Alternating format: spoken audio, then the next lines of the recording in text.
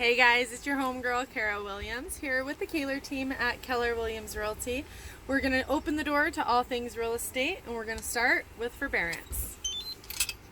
Forbearance, CARES Act, moratoriums, what do they all mean and how are they affecting our market today?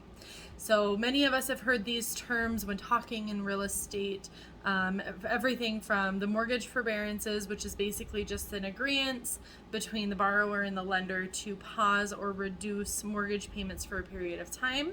The CARES Act, which has allowed any borrower of a federally backed loan, including VA, USDA, FHA loans, those types of things, to request a 180-day forbearance on their mortgages.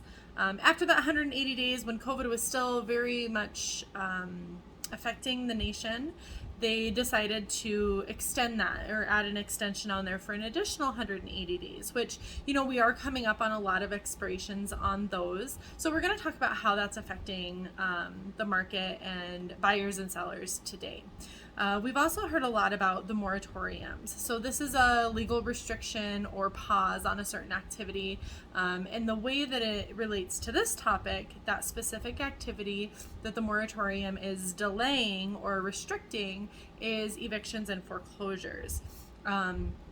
Long story short, over the past year, many homeowners have taken advantage of, any financial relief options available to them to avoid foreclosures and evictions due to non-payments. This is a fantastic way to keep people in their homes and make sure that they are not held responsible for something out of their control. Keep in mind that these mortgage forbearances, the CARES Act, and the moratoriums do not remove any portion of your payment. It just moves it to a different time frame.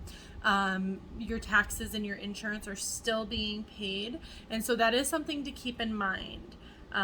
Missed payments will still need to be paid depending on the agreement of the forbearance and the type of a lender.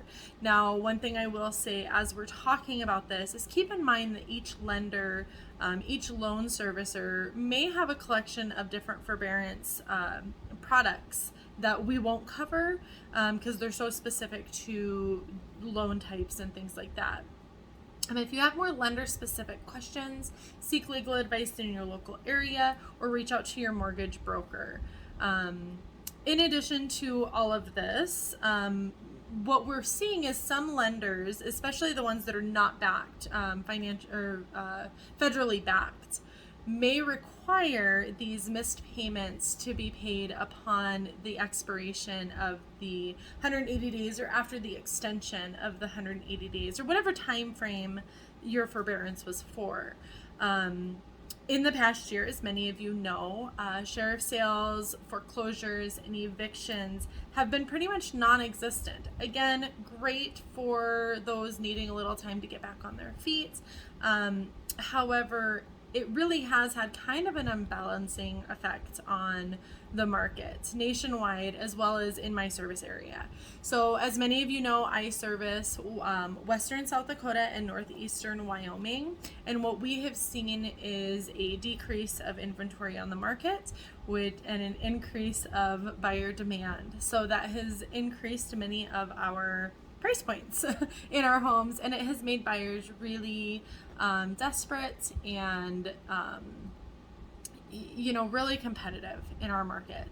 So as we start seeing these agreed time frames coming to their expiration and the moratoriums expiring and the CARES Act kind of drifting away because there are now vaccines and things that they're encouraging people to now go back to work, what are we going to see? What kind of effect is this going to have? Could we possibly be seeing a shift in our market? It's very possible.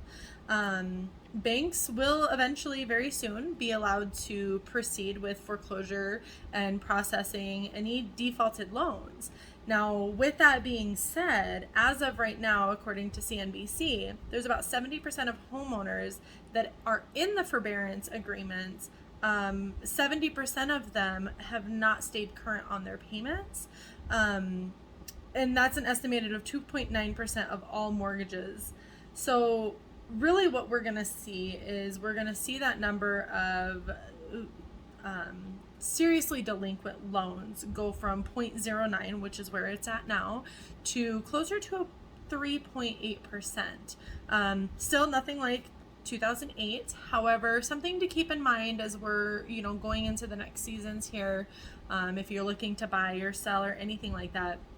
And if you have taken advantage of any of these mortgage relief options, I encourage you to keep in close contact with your mortgage companies, and also seek any local legal information for your area specifically. Having a go-to expert in your area. I may only service South Dakota and Wyoming, but I have a database of very knowledgeable agents nationwide that if you are looking for someone to point you in the right direction or get you some more local information, please reach out. I'm happy to connect you with somebody in your area. Thank you so much for tuning in, and I look forward to continue to bring you and open the doors to all things real estate. Thanks again, coming from your homegirl, Kara Williams at the Kaler team at Keller Williams Realty.